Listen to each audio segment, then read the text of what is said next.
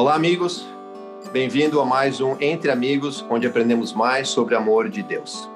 Hoje estamos aqui para continuar o estudo do livro de Isaías, que a semana passada, para quem acompanhou, começamos no capítulo 7 de Isaías e hoje vamos terminar o capítulo 7 e ir para o capítulo 8. Temos também aqui, para estudar conosco, a presença do nosso amigo João. Tudo bem, João? Vitor, beleza? Maravilha, João. Olá. Então, amigos, se você tem gostado desses vídeos, por favor, compartilhe com seus amigos ou curta os vídeos para que outros possam também encontrar e usufruir desses vídeos. Resumindo, então, um pouquinho do que a gente estudou semana passada, porque o estudo dessa semana e a semana passada é uma história só. Então, no capítulo 7 de Isaías, vimos que o rei Acás, o rei de Judá, que tinha se separado das outras tribos do povo de Israel, que era agora uma nação menor ao sul, e o Israel do norte, as outras 11 tribos, era uma outra nação. E houve rumor que o povo da Síria e o povo de Israel estavam tramando contra o reino de Judá, contra o rei Acás. O rei, então, ficou temeroso e não sabia o que fazer. Imagina, duas nações vindo atrás dele. E é nisso que, então, nesse contexto que veio o profeta Isaías para falar sobre ele, os planos que Deus tinha para o povo de Judá. Só que Acás, como já sabemos, resolveu ignorar certas partes do que Isaías prometeu para ele e tentou resolver por si só, como um ser humano, como o rei, e tentar achar a melhor solução para o povo dele, que era o povo de Judá.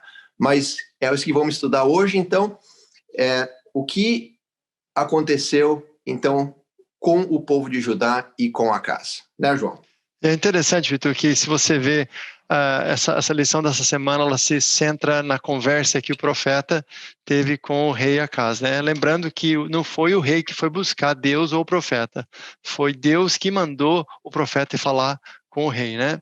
E o curioso é que num contexto geopolítico desse, num contexto de ameaça de guerra, haviam duas opções humanas, né? Uma opção era o rei Acás se juntar a Israel e a Síria contra o grande império da Assíria, que estava devastando toda a região, ou ele se juntar à Síria e virar parte do império, né? E aí o profeta chega com o filho dele, Deus manda ele vir com o filho dele, e a gente lembra que na Bíblia os nomes dos filhos são importantes, né? Então, recapitulando da semana passada, no capítulo 7, verso 3, então o Senhor disse a Isaías, saia e leve seu filho Sear-Jazube, vai encontrar-se com Acás no final do aqueduto. E o nome desse filho, a lição da semana passada, diz que quer dizer, um remanescente voltará. Então, naquela época, todo mundo sabia que o nome do filho queria dizer o quê? Que um remanescente voltará, ou seja, que Judá vai ser conquistada, vai ser levada para longe da sua terra, mas um remanescente voltará. Então, ao mesmo tempo, uma mensagem de julgamento e uma mensagem de esperança, né? Aí que a gente vê? A gente vê o paralelo dessa história em Reis, segundo Reis 16, onde diz que o rei Acás não somente não aceitou isso, como não quis pedir nenhum sinal, e o que aconteceu? O profeta disse, olha, você não vai pedir um sinal, então Deus vai mandar um sinal para você. E o sinal é o sinal da virgem que conceberá, né? Só que, curiosamente, a gente percebe que o nome desse filho na profecia era para ser Emanuel. Mas a hora que a gente vê o capítulo 8, a gente vê que realmente não era esse filho Emanuel que foi o que nasceu. Nasceu um outro filho, no qual o profeta Isaías, que teve esse filho, o chamou de Maher-Shalal-Hasbaz, que quer dizer o quê? Onde que está? Está aqui, rápido despojo, presa segura. Que quer dizer o quê? Que o reino da Assíria iria conquistar a Síria e Israel de uma maneira rápida. Então, se você pegar esses dois filhos, conta toda a história do que o profeta está querendo dizer em nome de Deus para o rei Acás. Ou seja, vai haver uma conquista rápida e um remanescente voltará. Ou seja, o rei Acás não tem só a opção de se juntar à Síria ou Israel ou se juntar à Síria. Ele tem uma terceira opção, não fazer nada e confiar em Deus. Exato. Aí você pode pensar, Pitu, é fácil não fazer nada ou é difícil, né? A lição diz aqui O verso áureo da lição diz assim: esperarei no Senhor. E o título da lição é o caminho difícil. Aí eu pergunto para você, por que esse caminho é difícil? Não é? Porque é o caminho da obediência, que foi o que você disse semana passada, não é? Exatamente. E uma coisa interessante, João, que eu queria complementar, que você estava falando, já que você está falando dos nomes dos filhos de Isaías, que acaba sendo uns nomes meio esquisitos e até um pode dizer que é feio, né?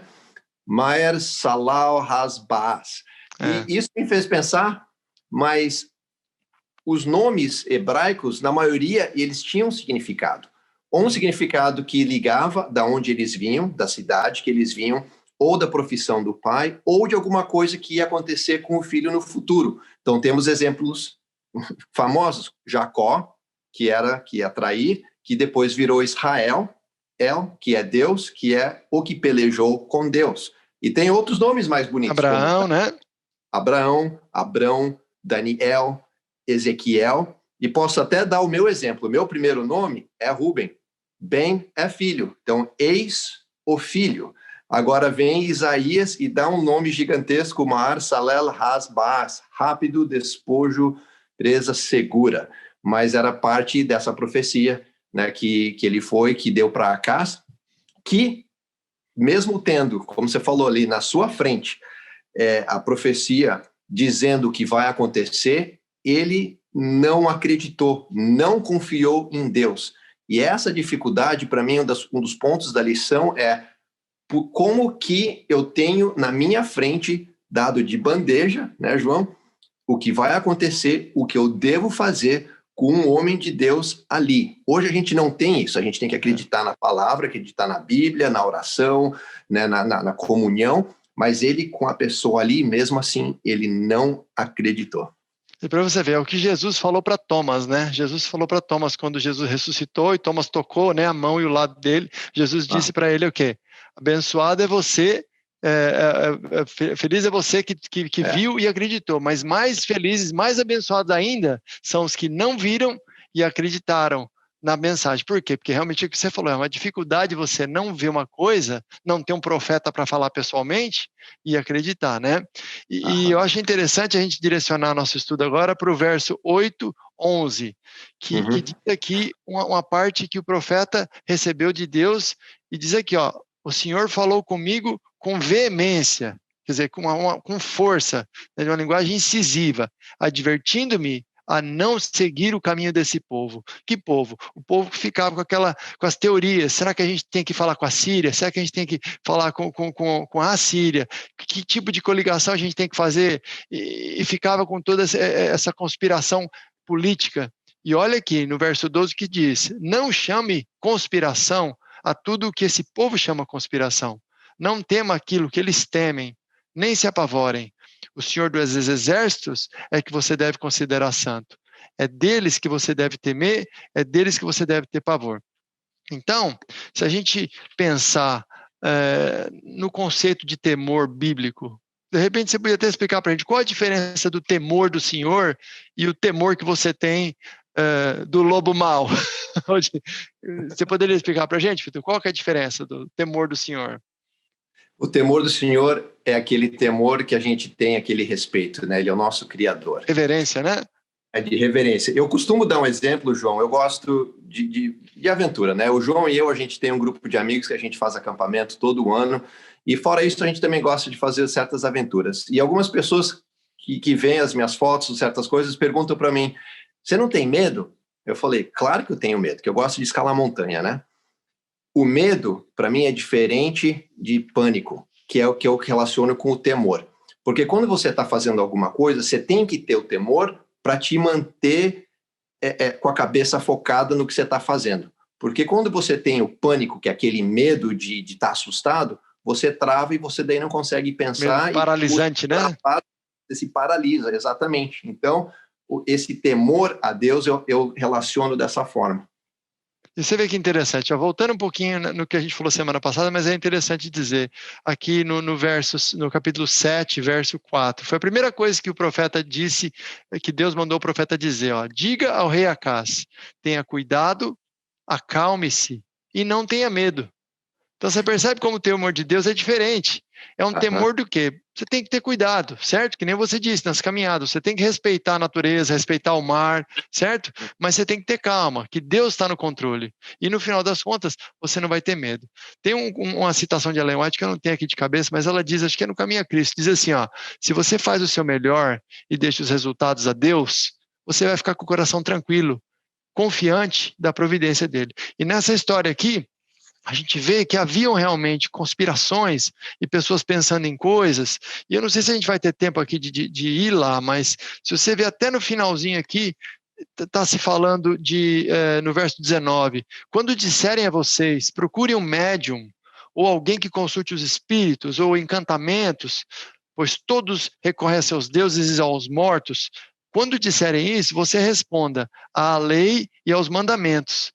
Se essas pessoas não falarem conforme essa palavra, vocês jamais verão a luz. Então você veja que havia várias conspirações, não só políticas da época, mas espirituais também, coisas ocultas, e isso existe até hoje, entendeu?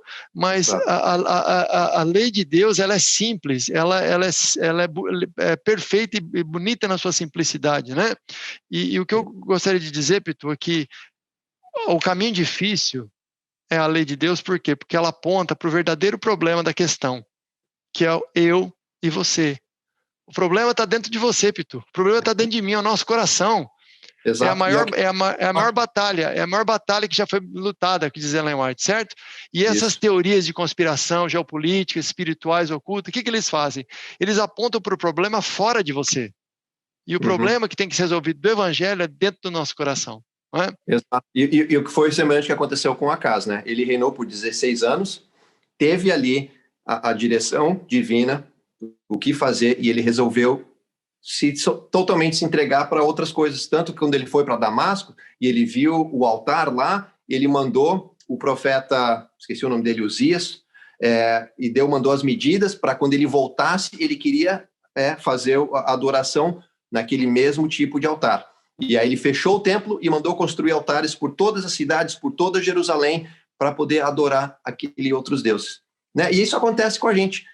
Por que é tão difícil a gente acreditar nas promessas divinas?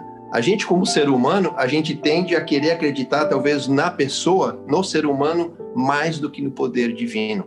E Acaz, na Bíblia fala que quando ele estava em mais tribulação, foi quando ele mais errou, mais se afastou de Deus. Né? E eu espero que nós, prezado ouvinte, eu, você, João, quando a gente está na tribulação, que a gente agarre mais e acredite na promessa divina e que fortaleça o nosso coração e que a gente aprenda com essa história, porque se Deus promete, Ele cumpre. Amém. Não é verdade? Exato. Amém. Oremos então. Vamos orar? Vamos orar. Bondoso Pai, muito obrigado por mais um estudo da lição. Muito obrigado pelo privilégio de poder estudar o livro de Isaías e entender um pouco mais sobre o teu amor, as tuas promessas e que tu nunca nos vai desamparar. Esteja conosco no restante dessa semana e esteja com todos os ouvintes, esteja com nós também e que teu Espírito Santo nos toque cada vez que a gente estuda a tua palavra. Que eu te peço, em nome de Jesus. Amém. Amém. Amém. Abraço, obrigado. Um abraço, fique com Deus.